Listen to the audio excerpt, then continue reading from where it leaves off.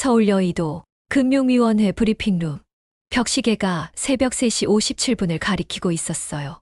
사람들 얼굴은 핏기가 없었고 노트북 화면 위엔 땀방울이 맺히고 있었죠. 저기, 이게 진짜입니까? 국책은행 부장이 떨리는 손으로 문서를 넘기고 있었어요. IMF 직전 상황보다 더 나빠요.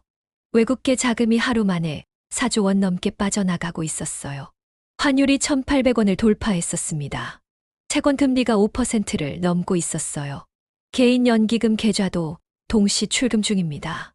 모두가 입을 다물고 있었죠. 그때 정혜훈 씨가 아주 천천히 일어섰어요. 그는 한 장의 보고서를 꺼냈습니다. 그 종이는 고요하게 테이블 위에 내려앉았지만 그 속엔 모든 예측과 경고, 그리고 하나의 선언이 담겨 있었어요. 지금부터 저한테 외환시장 전권을 주십시오. 예. 24시간, 단 하루만요. 그럼 막을 수 있습니다. 한 관료가 말했었어요. 정 과장, 이건 장난이 아닙니다. 지금 대한민국이 무너지고 있다고요.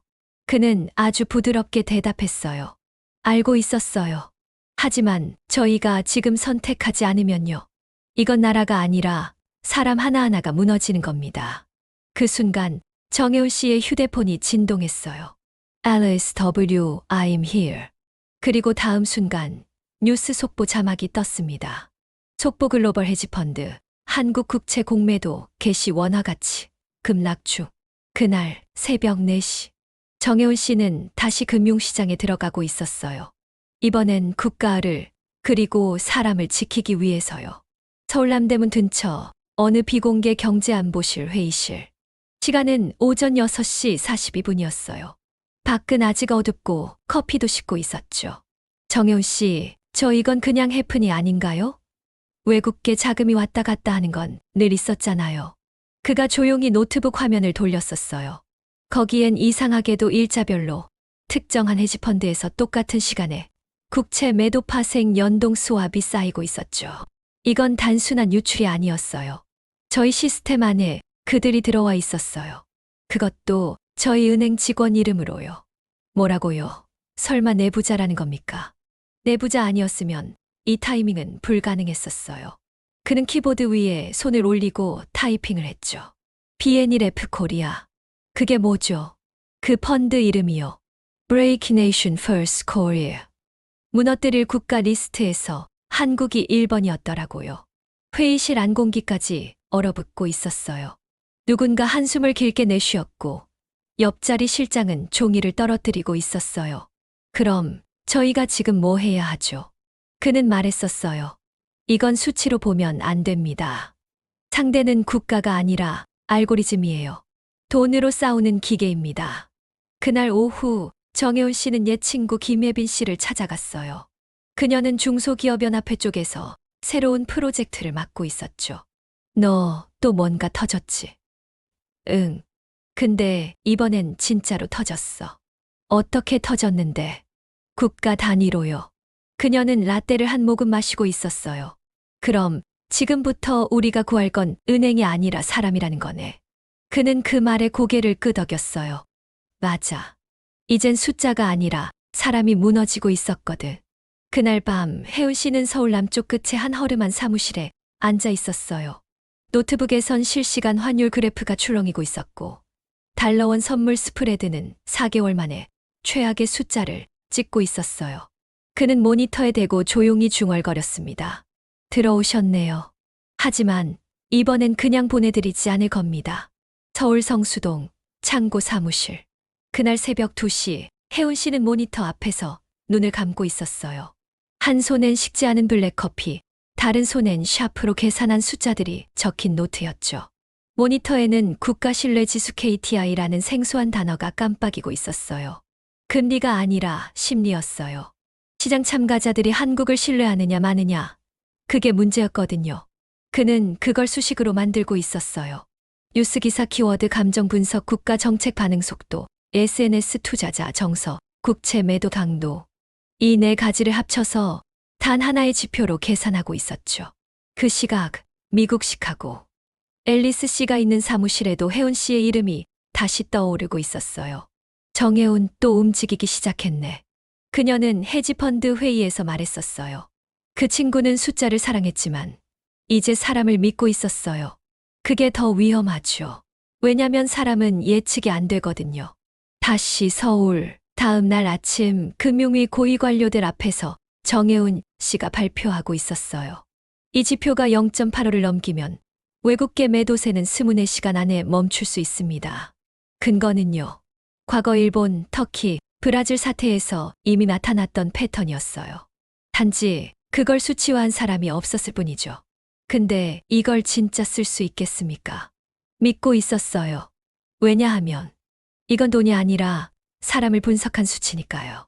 그날 오후 혜빈 씨가 사무실로 찾아왔어요. 비를 맞고 들어선 그녀 손엔 김밥 2줄이 들려 있었어요. 밥은 먹고 싸워야지. 응, 고마워. 지금 여기가 전쟁터야. 근데 넌 총 대신 수학을 들고 싸우는 거야? 그는 웃으면서 말했어요. 응. 근데 이 수식이 맞으면 한 나라가 안 무너질 수도 있어. 그날 밤 그의 알고리즘이 작동하기 시작했어요. SNS 여론이 미세하게 바뀌었고 기관 투자자들이 매도를 늦추기 시작했어요. 시작됐습니다. 반응 오고 있었어요. 모니터 화면엔 빨간 선 하나가 초록으로 바뀌고 있었죠. 그 순간 정혜운 씨는 속으로 되뇌고 있었어요. 내가 만든 수식, 이번엔 사람을 살리고 있었어요. 그날 밤 정혜운 씨의 이메일 알림창이 조용히 떴습니다. 보낸 사람 A. 웰링턴. 제목 Don't make me your enemy. 그는 마우스를 클릭하고 조용히 읽기 시작했어요. 화면 속 문장 하나하나가 심장을 찌르듯 깊게 파고들고 있었어요. You always said trust is risk, but now you've made it a weapon. 너 항상 그랬잖아. 신뢰는 위험이라고. 근데 지금 넌 그걸 무기로 쓰고 있었어. Your algorithm works. I know. But remember, I taught you half of it. 내 알고리즘 잘 작동하는 거 알아. 그치만 그 절반은 내가 가르쳐줬다는 거 잊지 말아줘. If you cross this line, we're no longer the same. 이 선을 넘으면 우리 다시 돌아갈 수 없어. 그는 숨을 크게 들이쉬고 화면을 덮었어요. 그 안엔 단지 경고만 있었던 게 아니었어요. 그건 사랑이었고 배신이었고 어쩌면 아직 꺼지지 않은 불씨였죠. 정혜우는 코스피 200 옵션의 스큐스큐 왜곡을 발견하고 이를 이용해 콜옵션, 매도 풋옵션 매수 구조로 리버설 스트레들 전략을 세움. 당시 시장은 박스권으로 착각했지만 그는 연준 금리 기조 발언이 변동성 재평가를 유도할 거라 판단함. 변동성은 공포가 아니라 기회예요. 가격이 아니라 감정을 거래하는 거죠. 정혜우는 그날 노트북 앞에서 마우스를 딱 한 번 클릭했었어요. 그리고 그 클릭 하나로 세상은 잠깐 멈췄었습니다. 코스피 200 옵션 차트를 본 사람들은 말했죠. 변동성 지수 VKOSPI? 지금 박스권이잖아. 이건 움직이지 않을 거야. 하지만 그는 옵션 스큐, 곡선의 미세한 왜곡을 읽고 있었어요. 콜옵션은 너무 비쌌고 풋옵션은 지나치게 싸졌었죠. 정혜우는 묵묵히 리버설 스트레드를 깔기 시작했습니다. 콜을 매도하고 풋을 쓸어 담았어요. 단가 차이는 미세했지만 그는 기다리는 쪽이 이기는 게임을 알고 있었죠. 며칠 뒤 미 연준 파월 의장이 단 한마디를 남깁니다. We may need to reconsider the terminal rate. 그 말이 끝나기도 전에 시장은 흔들렸고 2일 만에 코스피 변동성 지수는 23% 급등했어요. 정혜운의 포지션은 1340% 수익률을 기록했었습니다. 단 5천만 원이 7억 4천만 원이 되어 돌아왔죠. 변동성은 공포가 아니라 기회예요. 가격이 아니라 감정을 거래하는 거죠. 다음 날 새벽, 정혜운 씨는 오래된 핸드폰 메시지를 다시 꺼내보고 있었어요. 3년 전 월가에서 마지막으로 앨리스와 찍은 사진. 크리스마스 파티, 두 사람은 웃고 있었고 그녀 손엔 그가 준 작은 삼각함수 시계가 들려 있었어요. 오전 7시 한국은행 외환시장 공동대응팀 회의실. 정 과장님, 홍콩 쪽에서 갑자기 반대 포지션이 잡혔습니다. 신원은 안 나옵니다. 그는 짧게 말했어요. 앨리스 씨네요. 정확히 무슨 관계셨습니까? 그는 고개를 숙이고 말했었어요. 전쟁의 파트너였고 잠깐 사랑했었습니다. 모두가 조용해졌고 그는 일어섰어요. 근데 이제 그녀가 우리 편은 아니었어요. 그렇다고 적으로 규정할 수도 없었습니다. 그날 밤, 비 내리는 한강 다리 위, 혜빈 씨가 조용히 다가왔어요. 그녀야? 이메일. 응. 마음이 아프겠다. 네. 근데 그 마음이 흔들릴수록 저는 더 흔들리지 않으려고 하고 있었어요. 그 순간 그의 휴대폰에 또 하나의 메시지가 도착했어요. Meet me in Singapore. One last chance to choose. 싱가포르 마리나 베이 샌즈, 스카이바 57층, 밤 11시 20분 정혜훈 씨가 도착했을 때 앨리스는 이미 창가 자리에 앉아 샴페인을 들고 있었어요. 왔네. 응, 왔습니다. 그녀는 짧게 웃었어요. 한국 사람 특유의 말투, 아직도 그대로네. 그쪽은 여전히 미국 말투더라고요. 잠시 침묵이 흐르고 그녀가 먼저 말을 꺼냈어요. 내가 만든 국가 신뢰 알고리즘. 지금 미국계 자본이 제일 위험 느끼고 있는 거 알아? 알고 있었어요. 근데 그 알고리즘은 사람을 위한 거였어요. 국가를 살리는 마지막 방어선이었고요. 앨리스는 샴페인을 내려놓고 말했어요. 그럼 거래하자. 그걸 멈춰. 대신 너한테 10억 달러 줄게. 그는 웃지도 않았어요. 그 10억 어디로부터 오는 겁니까? 저희 국민의 퇴직연금이었어요? 앨리스는 한숨을 쉬었어요. 넌 변했네. 아니요. 저는 원래 이랬었습니다. 그땐 몰랐던 거죠. 그녀가 조용히 다가와 앉았어요. 우리 다시 시작할 수는 없을까? 그는 말했었어요. 다시 시작하고 싶었죠. 근데 그 다시 속에 누가 있냐가 중요했어요. 그럼 나는? 너는 아직도 너였고, 나는 이제 우리였거든요. 국가요. 앨리스는 조용히 뒷주머니에서 작은 상자를 꺼냈어요. 그 안엔 예전에 혜운 씨가 준 삼각함수 시계가 있었어요. 난 아직 버리지 않았어. 그는 조용히 미소 지으며 말했죠. 그럼 이제 시간을 되돌릴 수는 있겠네요. 근데 방향은 달라졌습니다. 바로 그 시각. 싱가포르 거래소에서는 거대한 파생 포지션 하나가 해제되고 있었어요. 그리고 한국 국채 스프레드는 5개월 만에 안정세로 돌아섰죠. 앨리스가 마지막으로 말했어요. 잘 싸워. 너답게. 그는 대답했어요. 고마워요. 너답게 말해줬어. 서울 귀국 이틀째. 정혜우는 뉴스에서 아르헨티나 외환보유고 급감 기사를 보고 있었어요. 해외에선 이미 CDS 프리미엄 국가부도보험료가 꿈틀대고 있었죠. 하지만 대부분의 투자자들은 무관심했었어요. 저기 CDS 프리미엄 980p예요. 1000 넘기면 유로본드 손절 물량 나올 겁니다. 앨리스가 채팅창 너머에서 물었죠. 그걸 어떻게 거래할 건데? 그는 조용히 아르헨티나 단기 국채를 공매도 하고 동시에 USDARS 환율 변동 옵션을 매수했었습니다. 나라가 흔들릴 땐 돈이 도망가죠. 전 그 도망가는 돈의 방향에 베팅한 거예요.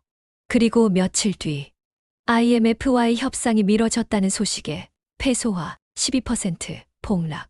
CDS 1300 돌파. 그의 포지션은 600%.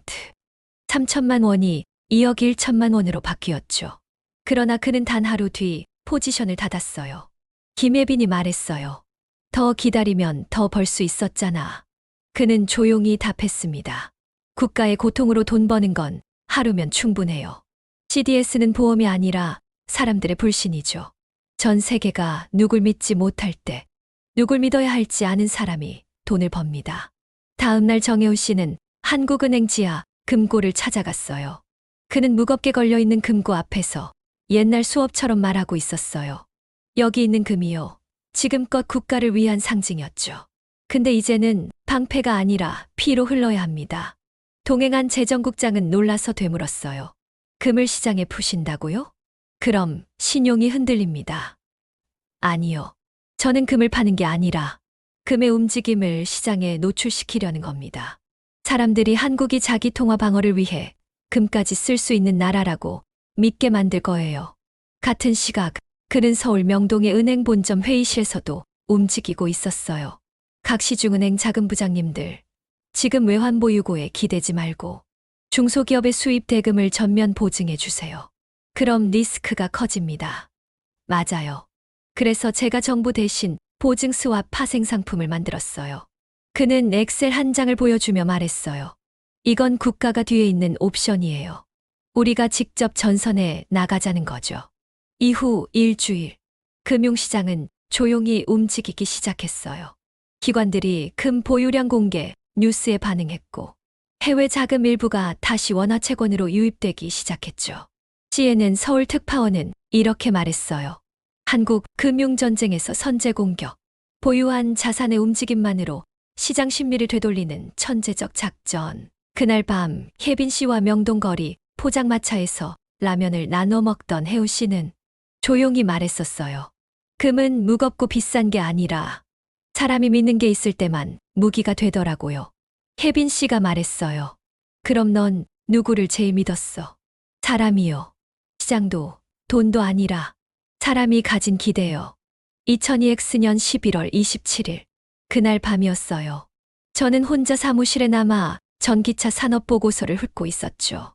책상 위에는 찬 커피잔이 식어 있었고, 노트북 화면에는 앨런 머스크, 알루미늄 대체재 검토라는 기사 제목이 떠 있었어요. 근데 저는 그 기사 자체보다 기사에 언급된 단어 하나에 집중하고 있었어요. 공급망 병목, 알루미늄 가격 왜곡 가능성 커져. 그 순간이었죠. 감각이 딱 왔었어요.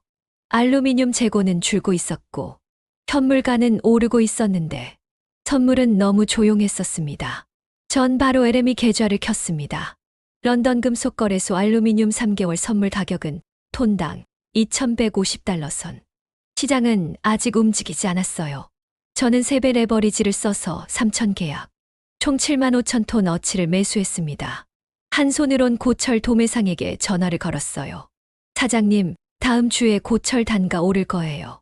오늘 일단 전량 다 사겠습니다. 그날 밤은 이상할 정도로 조용했어요. 바람도 없고 뉴스도 없고 시장도 마치 숨을 참고 있는 것 같았죠.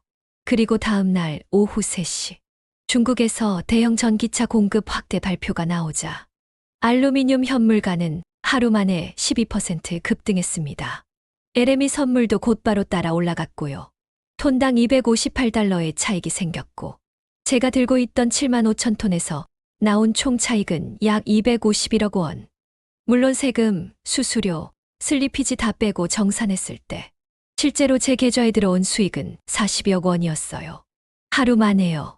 전기차가 세상을 바꾸기 전에 시장은 그 부품 하나조차도 과소평가하고 있었어요. 변동성은 공포가 아니라 기회예요. 가격이 아니라 감정을 거래하는 거죠. 그날 저녁 혜빈이 저한테 조용히 말했죠. 정혜운, 사람 같지가 않아. 그래서 나까지 겁나게 돼.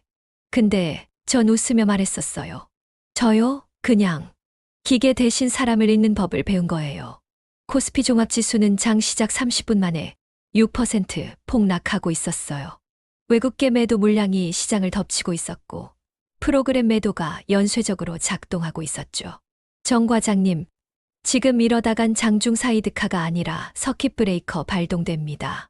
알고 있었습니다. 근데 지금 우리가 끊을 건 주가가 아니라 공포예요. 정혜운 씨는 한국거래소 회의실을 향해 뛰었어요.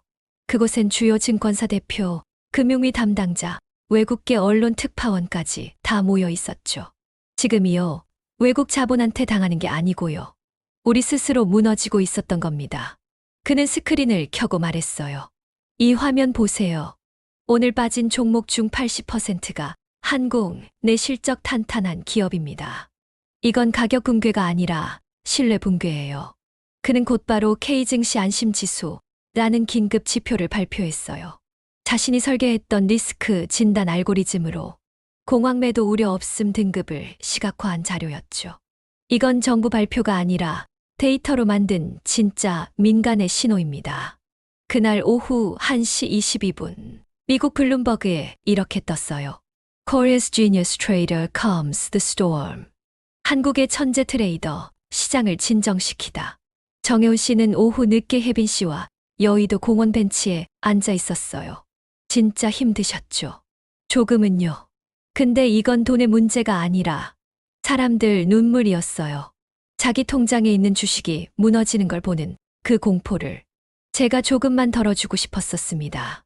그날 밤 그의 핸드폰에 앨리스에게서 짧은 메시지가 왔어요. You did it. But at what cost? 해냈네. 근데 그 대가는 뭐야? 그는 조용히 답장을 썼어요.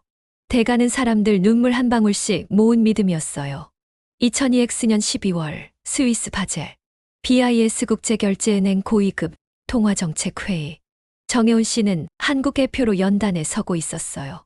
다음 발표자는 Republic of Korea 대표 정혜원입니다. 그는 숨을 길게 들이마시고 말했어요. 저는 파생상품 트레이더 출신입니다. 시장에선 빠르게 계산하고 먼저 움직여야 살아남았었죠. 하지만 지금 제가 이 자리에 선 이유는 느리고 무거운 사람들을 지키기 위해서입니다. 정혜원 씨는 화면에 자료를 띄웠어요. 한국은 지금까지 세계금융의 하청국이었습니다. 환율은 남이 정했고 금리는 남의 입을 바라보며 움직였었어요. 하지만 이제는 다릅니다. 그는 고개를 들며 말했어요. 지금 한국은 자체 알고리즘, 기반 환율 안정화 시스템, 중소기업 연동형 금리 조정 모델, 그리고 K연금 수익률 보존 포트폴리오를 갖췄습니다. 우리는 준비가 되어 있습니다. 청중이 술렁이기 시작했어요. IMF 총재, 연준 부의장, 유럽중앙은행 수석이 서로 눈빛을 주고받고 있었죠. 앨리스가 뒷줄에서 조용히 그 모습을 보고 있었어요. 그녀는 낮게 속삭였죠. 저 사람이야. 지금 세계 금융의 중심을 다시 그리고 있는 사람. 정혜원 씨는 발표를 마무리하며 말했어요. 이제는 우리가 묻고 싶습니다. 세계 금융은 누구를 위한 겁니까? 사람입니까? 숫자입니까? 기립박수. 그는 고개를 숙이며 속으로 말했어요. 이 칼끝은 사람을 베는 게 아니라 사람을 지키는 방패가 되어야 하니까요. 한국 국채 10년물 금리는 6.2%까지 치솟고 있었어요. 월가의 헤지펀드 세 곳이 동시에 숏포지션을 쌓으며 한국은 디폴트 전조에 있다는 보고서를 뿌리고 있었죠. 금융위 비상회의실. 모두가 숨죽이고 있었어요. 정 과장님, 지금이 마지막 순간입니다. 우린 방어할 카드가 없습니다. 정혜원 씨는 조용히 노트북을 덮었어요. 있습니다. 마지막 한 장. 그는 파일 하나를 열었어요. 국채 전면 매수 시뮬레이션. 저희가 직접 시장에서 한국 국채를 전량 매수합니다. 공개적으로요. 그리고 그 매수의 이름을 사람이라고 붙일 겁니다. 사람이요? 국민연금, 지역연금, 자영업자 펀드까지. 우리가 보호해야 할 사람들의 자산입니다. 우리가 사람을 살리기 위해 국채를 사는 겁니다. 그날 밤 11시 58분 한국은행, 기획재정부, 산업은행이 동시에 입찰을 개시했어요. 정혜원 씨는 뉴욕 시장 개장을 2분 앞두고 트레이딩금의 마지막 명령을 내렸어요. Buy it all. 전부 삽니다. 뉴욕 시간 오전 9시. 한국 국채 시장이 정부 매수로 인한 리바운드라는 헤드라인과 함께 순식간에 반등하기 시작했어요. CNN, 블룸버그, 니온게이자이 전부 속보를 쏟아냈습니다. South Korea's genius trader rescue sovereign bond market. 한국의 천재 트레이더, 국채 위기에서 나라를 구하다. 같은 시각 정혜훈 씨는 한강변 벤치에 앉아 있었어요. 그 옆엔 김예빈 씨가 조용히 도시락을 꺼내고 있었죠. 끝난 거야? 아직은요. 근데 이 정도면 겨울은 넘겼습니다. 잠시 정적. 혜빈 씨가 입을 열었어요. 저기 혜훈아, 넌 언제 제일 무서웠어? 오늘 아침이요. 너한테 연락 없을까 봐. 나도 무서웠었어요. 너 혼자 너무 큰 걸 짊어진 것 같아서요. 그녀가 도시락 뚜껑을 덮으며 말했어요. 다음엔 같이 먹을래? 이 도시락처럼 작은 것도 나누면서. 그는 조용히 고개를 끄덕였어요. 네, 사람이 목적이면 그 목적과도 함께 있어야 하니까요. 2002X년 12월 25일 크리스마스. 서울 광화문 광장 앞 세계경제포럼 특별 세션이 열리고 있었어요. 한국 최초로 금융포용 부문 기조 연설자가 된 사람이 바로 정혜훈 씨였죠. 그날 TV를 틀면 모두가 그 장면을 보고 있었어요. 그는 단상에 서서 천천히 입을 열었어요. 저는요, 돈을 많이 벌어봤고 많이 잃어봤었습니다. 그리고 그 끝에서야 알게 되었어요. 돈은 도구이고 사람은 목적이라는 거요. 청중은 조용히 숨을 죽이고 있었어요. 그는 말을 이었죠. 사람이 먼저였으면 시장은 이렇게까지 공포를 만들어내지 않았을 겁니다. 그래서 오늘 저는 사람을 중심으로 한 금융이라는 걸 제안드립니다. 그는 슬라이드를 넘기며 말했어요. 이건 K소셜펀드가 만든 실제 통계입니다. 파산 직전이던 중소기업 40곳 중 38곳이 다시 고용을 시작했고, 그중 17곳은 신입사원을 뽑았어요. 청중은 박수를 치기 시작했어요. 그는 고개를 숙이고 마지막으로 말했어요. 돈은 길이 아니라 수단입니다. 우리가 가야 할 길은 결국 사람에게 닿는 길이니까요. 그날 저녁, 혜빈 씨는 여의도 성당 앞 벤치에서 그를 기다리고 있었어요. 축하해요. 저 혼자 한 건 아니었어요. 이건 다 같이 만든 거예요. 그녀는 웃으며 작은 종을 꺼내 보여줬어요. 이거 기억나요? 우리 고등학교 때 성탄제에서 울리던 그 종. 그때 너 발표하러 나가기 전에 떨고 있었잖아요. 그때도 내가 옆에 있었어요. 그는 손을 내밀었고 그녀는 그 손을 잡았어요. 혜훈아, 우리 이젠 같은 목적을 위해 같은 도구를 써보지 않을래? 그는 조용히 대답했어요. 저 진심으로 사람을 믿고 있었어요. 그게 너였어요. 2002X년 12월 31일 뉴욕 유엔 본부. 전 세계가 지켜보는 유엔 지속가능 개발 목표 SDGs 총회장. 정혜원 씨는 단상 위에 서고 있었어요. 양복은 검소했고 목에는 어머니가 주셨던 작은 십자가가 걸려 있었죠. 그는 천천히 입을 열었어요. 돈이 나라를 흔들고 사람을 무너뜨리는 시대는 끝나야 합니다. 이제는 사람이 돈을 움직여야 할 때입니다. 그는 손을 들어 슬라이드를 넘겼습니다. 사진 속에는 정혜운 소셜펀드가 지원한 철물점 사장, 고등어 공장 직원들, 그리고 농촌 마을의 어르신들이 웃고 있었어요. 이 사람들이 저희의 성과입니다. 통계가 아니라 이름이요. 그는 마지막으로 말했어요. Let Korea be remembered, not just for semiconductors or K-pop, but as the country that built finance for the forgotten. 한국이 반도체나 K-팝으로만 기억되지 않길 바랍니다. 잊힌 사람들을 위한 금융을 만든 나라로 기억되길 바랍니다. 기립박수. 세계 각국 정상과 재계 인사들이 모두 일어났습니다. 그 가운데서 혜빈 씨는 조용히 그를 바라보고 있었어요. 그가 단상에서 내려오자 그녀가 말했어요. 이제 계산기 말고 내 손 잡아요. 그는 조용히 그녀 손을 잡으며 웃었어요. 저 이제 사람만 믿습니다. 그리고 그 사람이 바로 당신이었어요. 1년 뒤 서울 마포 정혜운 아카데미란 이름의 작은 학교에서 아이들이 모여들었어요. 정혜운 씨는 칠판에 이렇게 쓰고 있었어요. 돈은 도구다. 사람은 목적이다. 그는 아이들에게 말했어요. 돈을 벌고 싶으면요. 먼저 왜 벌고 싶은지를 생각해야 해요. 그 왜가 사람이면 절대 길을 잃지 않습니다. 이렇게 정혜운이라는 한 사람이 세상을 바꾸는 시작점이 되었고 그 이름은 더 이상 브랜드가 아니라 하나의 신념이 되었어요. 그리고 그 신념은 이제 당신의 이름이 될 차례입니다. 2002X년 6월 케냐 나이로비 외곽 기후 난민촌에 선 아이들이 더위 속에서 식수한 모금을 기다리고 있었어요. 그곳에 낡은 지프 한 대가 도착했죠. 안에서 내린 사람은 정혜운 씨였어요. 손엔 노트북 대신 작은 종이와 펜 하나뿐이었고요. 그는 유엔 기후금융기구에서 파견된 비공식 자문관 자격으로 이곳에 왔습니다. 그곳에선 물이 없었고 전기는 오지 않았고 은행도 신용도 통화도 없었어요. 그런데도 그는 말했죠. 여기에도 금융이 필요해요. 사람이 살아있다면 가치는 반드시 존재하니까요. 같은 시각 베트남 하노이의 전후재건금융회의, 국제통화기구 IMF와 아시아개발은행은 전후재건 자금은 담보국 우선으로 집행된다고 발표했어요. 그 말은 가난한 국가는 또 뒤로 밀린다는 뜻이었죠. 그 자리에 참석한 정혜운 씨는 손을 들고 말했어요. 돈이 먼저 움직이는 게 아니라 사람이 먼저 살아야 움직일 수 있습니다. 그 순서를 이번엔 바꿔보면 안 될까요? 그리고 터키 이스탄불, 전 세계 암호화폐 해커들이 모인 한 비공식 해커톤 대회에서 정혜운이란 이름이 익명의 후원자로 떠오르기 시작했어요. 그는 직접 말하진 않았지만 새로운 시스템을 상상하고 있었어요. 국가도 기업도 아닌 사람이 발행하는 통화.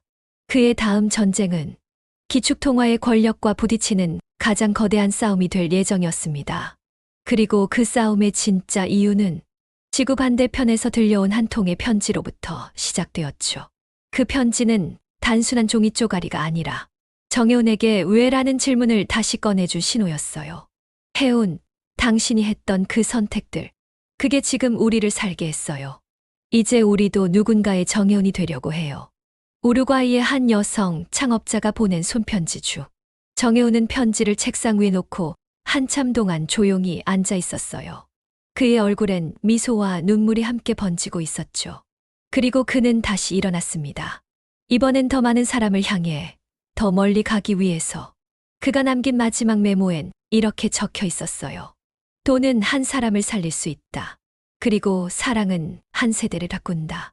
정혜운, 2031년 3월 K인베스트 창립 5주년 기념 연설 중. 이제 이야기는 끝이 아니라 새로운 시작입니다. 당신이 이 이야기를 기억하는 한 그의 여정은 지금도 이어지고 있으니까요.